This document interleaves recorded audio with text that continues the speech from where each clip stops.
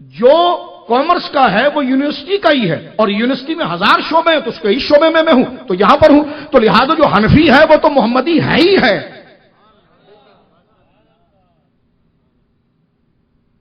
اہل حدیث ہیں، تو میں نے کہا یہ عجیب بات آپ سمجھ کر غلط کرتے ہیں لوگوں کو۔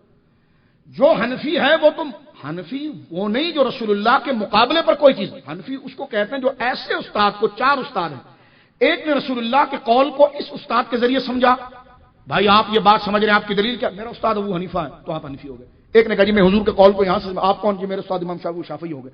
تو وہ استادوں کے ناموں سے مختلف ہوئے ہیں، لیکن چاروں وہی ہیں جو رسول اللہ کی مراد کو سمجھنے والے ہیں۔ جیسے آپ کی یونیورسٹی ہوتی ہے، اس کے 1000 شعبے ہوتے ہیں، یہ سائنس کا ہے، یہ کامرس کا ہے، یہ الگ ہے، لیکن ہوتے وہ یونیورسٹی کے اندر ہی ہیں۔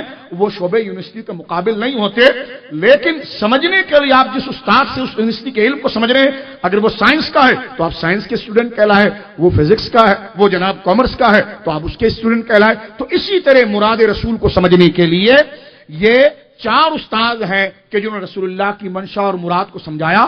جس نے ان پر اعتماد کر کے حضور کو سمجھا وہ حنفی کہلایا، جس نے ان کو اعتماد کر کے حضور کو سمجھنا حضور ہی کو ہے، لیکن جو اس راستے سے پہنچا اس نے اس راستے والا کہلایا، جو اس استاد کے ذریعے پہنچا وہ شافعی کہلایا، جس نے امام احمد پر اعتماد کر کے اس بات کو سمجھا وہ حنبلی کہلایا، جس نے امام مالک کی تلقین ارشادات کو سمجھ کر اس بات کو سمجھا وہ مالکی کہلایا۔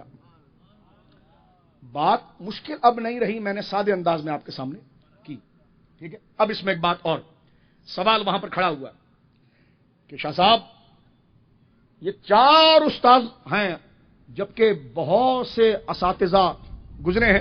اب ذرا توجہ کیجیے گا، ہم دیکھتے ہیں جناب، اس پر سے پہلے ایک سوال کا جواب، ہم دیکھتے ہیں کہ امام اعظم ابو حنیفہ جس مسئلے کو جائز کہہ رہے ہیں تو امام حضرت امام شافعی اس کو ناجائز کہہ رہے ہیں۔ میں نے کہا جی بالکل ایسی ہے، کوئی حرج نہیں اس میں، توجہ ہے آپ۔ انہوں نے کہا یہ کیا، ایک جائز اور ناجائز؟ میں نے کہا دیکھیں یہ بات عقیدے میں نہیں ہو رہی، یہ بات فروع میں احکام میں ہو رہی ہے، احکام میں ہو رہی، عقیدے میں کوئی اختلاف نہیں ہے۔ عقیدے میں جو امام اعظم توحید کو بیان کر رہے ہیں وہی امام شافعی بیان کر رہے ہیں۔ حضور کی ختم نبوت کو جیسے امام اعظم مان رہے ہیں اسی طرح امام شافعی بھی مان رہے ہیں، آخرت اور قبر کو جس طرح امام اعظم مان رہے ہیں اس طرح وہ بھی مان رہے ہیں۔ عقیدہ نہیں، اس وقت بات چل رہی ہے فروع کی۔ میں نے پہلے کہا عبادات اور معاملات کی، عبادات اور معاملات کی۔ اب اس پر میں آگے سوال کو اس لیے لمبا کر رہا ہوں کہ حدیث پڑھنے جا رہا ہوں۔ یہ کیسے ہو سکتا ہے ایک چیز جائز بھی ہو حرام بھی ہو؟ میں نے کہا اس چیز کی صورت ایک ہی ہے لیکن سمجھنے والے 2 لوگ ہیں، ایک اپنے فکر سے اس کو جائز سمجھ رہا ہے، ایک اپنے فکر سے ناجائز سمجھ رہا ہے۔ تو وہ سمجھنے والے کا مسئلہ ہے، مسئلہ تو ایک ہی ہے، لیکن وہ دونوں اتنے بڑے عالم ہیں کہ جس نے اس کو ناجائز کا کہا تھا پیچھے لوگ اس کو استاد بنا کر عمل کریں گے تو وہ بھی گناہگار نہیں ہوں گے، کیونکہ یہ مجتہد تھا۔ مجتہد حضور کی بات اور قرآن کو سمجھنے میں جد و جہد کرے اور اگر اس سے خطا بھی ہو جائے تو وہ اجر کا مستحق ہوتا ہے، اور جس نے حلال کہا وہ بھی درست ہے۔ کہنے لگے یہ کیسے ہو سکتے ہیں؟ میں نے کہا بخاری شریف کی حدیث سنیے، اس مسئلے کو آپ حل کریں، یہ صحابہ کے دور سے رہا ہے۔ مثلا دیکھیں جب بندہ حج کے لیے جاتا ہے، بخاری شریف میں آپ کے سامنے پڑھ رہا ہوں، اور بخاری شریف کی حدیث مبارکہ ہے جو حدیث شریف میں آپ کے سامنے بھی پڑھنے کے لیے جا رہا ہوں، یہ بخاری شریف کی حدیث مبارکہ 7558 یہ رقم الحدیث کے تحت۔ جب بندہ حج پر جاتا ہے تو بہنیں، مائیں، بیٹیاں بھی ساتھ ہوتی ہیں شریعت کے مسئلے کو سمجھنے کے لیے۔ مرد کے اللہ نے اپنی ایک ساخت کے ساتھ پیدا کیا، عورت کو ایک ساخت کے ساتھ پیدا کیا، دونوں کے جسم کی بدنی ساخت اور تقاضوں کو الگ اس لیے کیا تاکہ آگے اولاد کا سلسلہ چلے، جیسی ہماری مائیں تھیں اور ہمارے باپ تھے۔ مرد پر خاص مزاج کی ذمہ داری ہے، عورت پر خاص۔